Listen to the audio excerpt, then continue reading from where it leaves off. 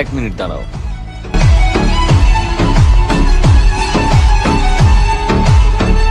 আমায় মারতে বলেছে নাকি ভয় দেখাতে বলেছে? শুধু ভয় দেখাতেই বলেনি, মেরে ফেলতেও বলেছে। তাও হ্যাঁ, তোকে একা নয়।